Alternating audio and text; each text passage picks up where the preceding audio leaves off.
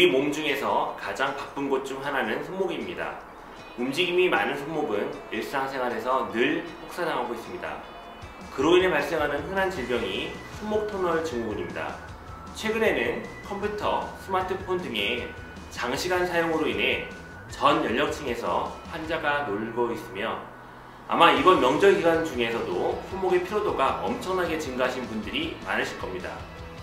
손목 내부 통로는 손가락 입줄과 정주신경이 공간을 공유하여 매우 비좁습니다.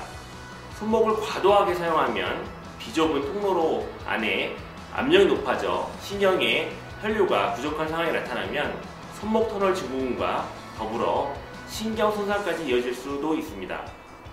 손목 터널 증후군의 일반적인 초기 증상은 엄지, 검지, 중지손가락의 끝의 저림, 무딘 감각과 같은 이상 감각입니다. 밤중에 신경통으로 잠에서 깨는 경우도 있으며 이를 방치하면 엄지손가락 부위의 근육이 위축되면서 물건을 쥐는 힘이 약해지거나 쉽게 떨어뜨리는 경우도 생깁니다. 손목 터널 증후군의 정확한 진단을 위해서는 근전도 검사가 필요하며 이후 물리치료, 스트레칭, 마사지, 주사치료 등을 통해서 통증 완화에 도움을 줄 수 있습니다. 스트레칭 중 하나로 두 팔을 어깨 높이만큼 올리고 앞으로 뻗어줍니다. 한 손의 모든 손가락을 위로 향하도록 한 뒤 다른 손가락으로 손가락을 잡고 몸쪽으로 당깁니다. 손가락 방향을 아래로 바꿔서도 진행하며 양손 모두 실시합니다. 해당 동작은 손목 굴곡 및 신전근을 스트레칭해주며 약 30초씩 자주 시행해주시면 좋습니다. 이 동작으로 통증 완화가 이루어지지 않는다면 병원에 내원하셔서 전문 물리치료사에 의한 물리치료나 긴장이 과도한 근육에 주사치료를 받는 것이 좋습니다. 몸이 아프면 모든 게 부담이죠. 입원비에 또 간병비에 바쁜 자식들 생각하면 참 여기는 다르더군요. 필요한 것은 알아서 다 챙겨주고 내 몸을 내가 조금씩 돌보다 보니 회복도 빠른 것 같고 주변에서 이렇게 응원도 해주시고 나도 또 병원 사람들도 치료에만 전념할 수 있었습니다. 우리 모두를 위한 정말 기특한 서비스였습니다. 보호자나 간병인 없이 전문 간호 인력이 간호 서비스를 제공하는 질 높은 입원 서비스입니다. 부득이하게 병문안을 할 시에는 정해진 시간에만 하고 단체 병문안은 자제합시다. 언제나 환자가 먼저여야 하기에 대한민국 간호간병 새롭게 다시 시작합니다. 행복한 간호, 행복한 병문안 문화를 만듭니다. 간호간병 통합 서비스. 이 캠페인은 보건복지부와 국민건강보험이 함께합니다. 해외여행은 역시 숙소죠. 맛집부터 찾아야지. 아니지, 그 해외 연병부터 챙겨야지. 해외 감염병이죠. 해외 감염병, 해외 감염병. 오케이, 해외 감염병 예방은 찾고 막고죠. 찾고 막고. 찾고 질병관리본부 홈페이지에서 방문국가 현지 감염병 정보 찾고 막고 방문국가 감염병 예방수칙 준수해서 해외 감염병 안전하게 막고. 찾고 막고. 그럼 당장 찾고 막고부터 하자고. 고고. 해외여행 갈 땐 찾고 막고. 해외여행에서 돌아올 땐 더블 체크.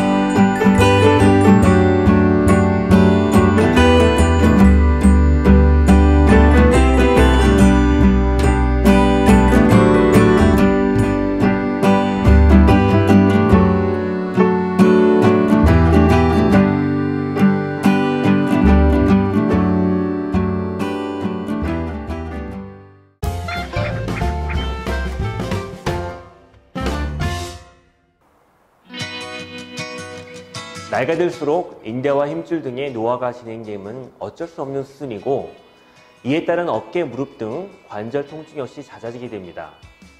하지만 무조건 수술 치료를 감행하는 것은 여러 가지로 부담이 되는데요. 이럴 때 진행하는 비수술 치료요법으로 포롤로 주사가 있습니다.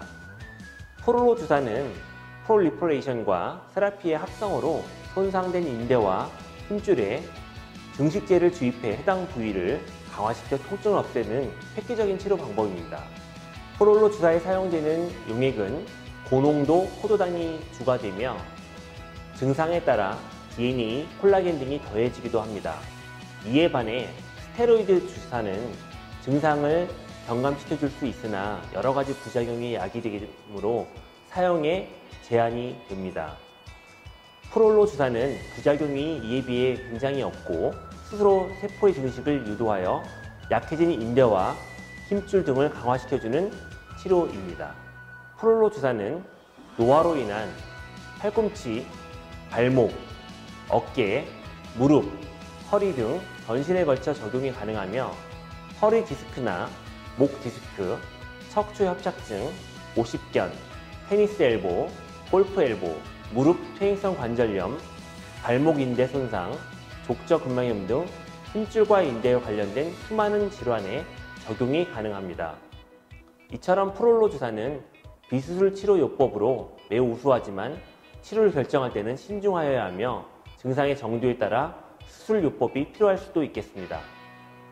저희 청주 푸른병원에서는 재활학과 전문 진료의가 면밀한 진료와 초음파 등을 통해 병변을 정확히 진단하고 환자의 상태에 따라 치료 방법을 결정해 드리고 있습니다. 포롤로 주사의 경우 환자 개개인의 통증에 따라 1, 2주 간격으로 진행되는 것이 보통이며 이후 경과를 지켜보며 횟수를 추가할 수도 있습니다.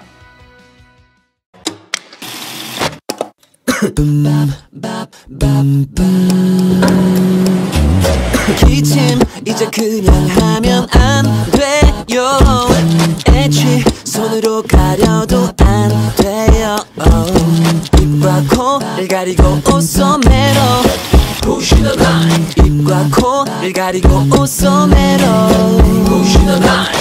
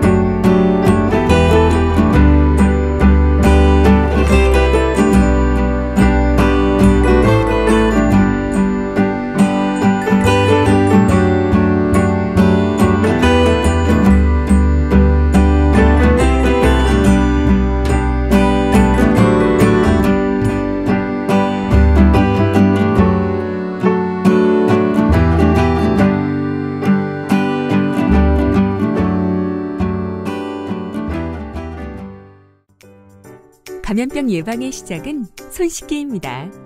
손 씻기 6단계 방법. 1단계. 손바닥과 손바닥을 마주대고 문질러주세요. 2단계. 손등과 손바닥을 마주대고 문질러주세요. 3단계. 손바닥을 마주대고 손깍지를 끼고 문질러주세요. 4단계. 손가락을 마주잡고 문질러주세요. 5단계. 엄지손가락을 다른 편 손바닥으로 돌려주며 문질러주세요. 6단계. 손가락을 반대편 손바닥에 놓고 문지르며 손톱 밑을 깨끗하게 하세요. 감염병 예방은 내 손으로. 올바른 손 씻기. 질병관리본부.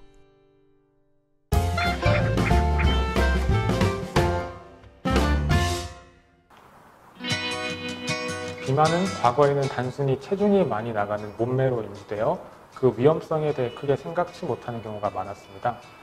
하지만 나이에 관계없이 당뇨, 고지혈증, 심혈관계 질환 등을 유발하는 위험 요인으로 거론되면서 치료해야 할 대상으로 인지되고 있습니다. 비만의 기준은 통상 자신의 체질량의 25에서 30% 정도로 이상일 경우 비만으로 정의하고 있습니다. 즉 체중을 자신의 키로 2번 나눴을 때 25% 이상이 비만이며 30% 이상을 고도 비만으로 정의하고 있습니다. 요즘은 성인 비만뿐 아니라 소아 청소년 비만에 대한 우려도 높아지고 있습니다. 소아 청소년기에는 지방세포의 숫자가 어느 정도 정해지기 때문에 당시의 체중 상태, 또 체질량 지수가 비만하였던 사람은 이미 단위 면적당 지방세포 개수가 늘어나 있습니다. 그럼 체중을 감량한 후에도 비만세포의 사이즈는 줄어들지만 개수는 잘 줄어들지 않아 칼로리가 과잉 공급되고 쉽게 비만이 재발하여 체중 감량이 힘들다는 특징이 있습니다. 이렇게 비만을 유지하면 소아 청소년들도 고혈압과 당뇨병 등을 앓을 수 있으며 성장이 가장 활발한 시기에 성호르몬 분비를 활발히 촉진해서 성조숙증을 불러오는 원인도 됩니다. 성조숙증을 앓는 아이는 성장판이 일찍 닫혀 또래들보다 키가 크지 못하는 등의 문제도 생기게 됩니다. 소아 청소년기의 비만은 분명히 관리되어야 할 대상이며 일상생활에서 건강한 식생활 습관 유도와 충분한 수면을 취할 수 있도록 해줘야 합니다. 육류, 패스트푸드, 밀가루 음식을 멀리하고 잡곡밥, 생선, 채소류 위주의 식단을 가까이 해야 하며 늦어도 자정 이전에는 수면을 취할 수 있어야 합니다. 소아 청소년을 비롯한 학생들은 초등학교부터 3년 단위로 필수로 받게 되는 학생 건강검진에서 본인이 비만인지 아닌지 관리가 필요한지 필요치 않은지 알아볼 수 있으므로 참고하시면 됩니다.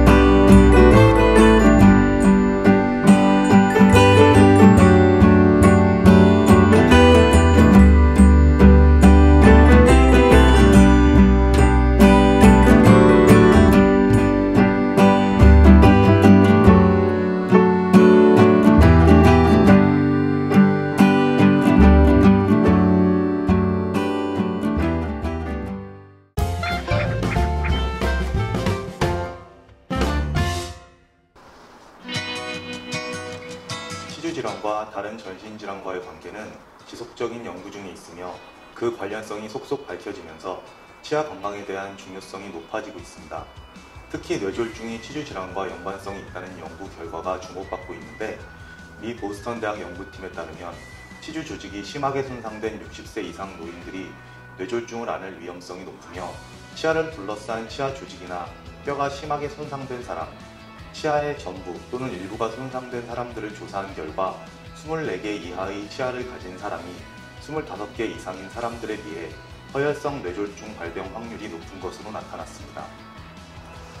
치주질환이 독립적으로 뇌졸중의 유발 원인이냐는 아직 연구가 이루어지고 있습니다만 심한 치주염은 심근경색 및 허혈성 뇌졸중의 원인인 동맥경화성 플라그 형성 위험을 증가시키고 CRP 수치를 높이는 것으로 나타났기에 우리는 치주질환 예방에 힘쓸 필요가 있습니다. 정기적인 스케일링이나 치근면 활택술 같은 치료에 의해 해당 질환의 위험성을 줄일 수 있습니다. 청주 푸른병원에서는 뇌졸중, 파킨슨 등 중추신경 장애로 움직임이 자유롭지 않은 환자들에게 구강 관리를 서비스 차원에서 진행하고 있습니다. 환자들은 신체 일부가 불편해 자체적으로 구강 관리가 어렵기 때문에 구강을 깨끗하게 관리하고 충치를 예방하기 위한 것이 1차적인 목적입니다. 2차적으로 중추신경계 환자들에게 정기적인 구강 관리란 입이 하는 모든 기능을 유지하거나 증진시키기 위한 것입니다. 언어장애, 연하장애, 안면마비, 호흡장애 등의 기능장애들의 악화를 막고 현상 유지 또는 향상시키는 것에 큰 목적이 있으며 각종 합병증 예방에도 효과적입니다. 특히 폐렴의 예방에 매우 효과적인데, 폐렴은 세균이나 바이러스, 곰팡이 등의 미생물로 인한 감염으로 발생하는 폐염증입니다. 기침, 염증 물질의 배출에 의한 가래, 숨쉬기 장애에 의한 호흡곤란 등 폐의 기능장애가 생기거나 구토, 설사 등의 소화기 증상이나 두통, 근육통, 관절통 등의 전신질환까지 발생할 수 있어 뇌졸중 환자들에게는 매우 위험한 합병증이라 볼 수 있습니다. 고령자나 뇌졸중으로 인한 연화장애가 있는 사람은 구강위생이 불량한 상태에서 구강 내 이물질이 식도가 아닌 기도와 폐로 들어갈 확률이 높습니다. 그렇게 되면 구강 내 존재하는 세균과 이물질로 인해서 흡인성 폐렴을 유발할 가능성이 매우 커지기에 뇌졸중 환자의 구강관리는 필수입니다. 합병증으로 늑막염이 될 수도 있고, 심한 경우에는 뇌나 수막까지도 감염증이 퍼질 수 있습니다. 병원균이 혈액 속으로 들어가면 폐혈증을 일으킬 수 있습니다.